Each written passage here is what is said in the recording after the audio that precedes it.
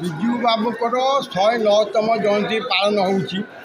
ଯେଉଁ ବିଜୁ ବାବୁ ଓଡ଼ିଶାର ଶାସନ ଭାର ନେଲା ପରେ 13ଟା ଜିଲ୍ଲାକୁ 30ଟା ଜିଲ୍ଲା ଘୋଷଣା କରିଥିଲେ। ସେ ହେଉଛନ୍ତି ବିଜୁ ପଟ୍ଟନାୟକ।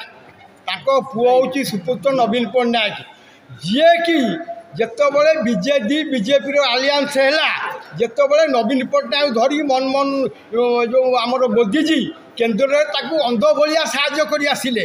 ଯେତେବେଳେ ଆମର ମାନ୍ୟବର ଯେତେବେଳେ ଆମର ସଭାପତି ଓଡ଼ିଶାର ପ୍ରେସିଡେଣ୍ଟ ନିର୍ବାଚନ ହେଲା, ସେ ଯେତେବେଳେ ଦ୍ରୌପଦୀ ମୁର୍ମୁକୁ କହିଲେ ସେ ନିର୍ବାଚନ ଚଳିବେ, ପ୍ରଥମ ଲୋକ କହିଥିଲେ ନବୀନ ପଟ୍ଟନାୟକ ସେ ମୋ ଭଉଣୀ, ମୁଁ ତାକୁ ସମ୍ମାନ ଦେବି।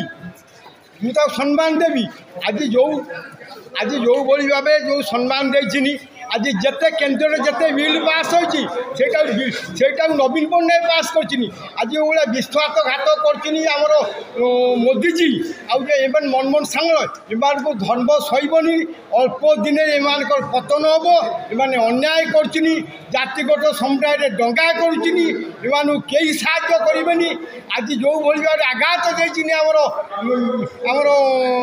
ନବୀନ ପଟ୍ଟନାୟକ, ଅନ୍ଧ ଭଳି ସେ ସାହାଯ୍ୟ କରିଥିଲେ, ତାଙ୍କର ନାହିଁ। ଯେଉଁଭଳି ଚିଟିଂ କରିଛି ଆର ପ୍ରତିଫଳନ ଭୋଗିବେ ବିଜେପି ସରକାର।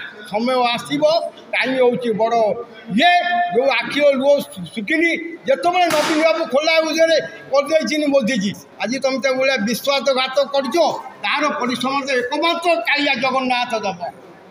ଜୟ ଶ୍ରୀରାମ, ଜୟ ଜଗନ୍ନାଥ, ଜୟ।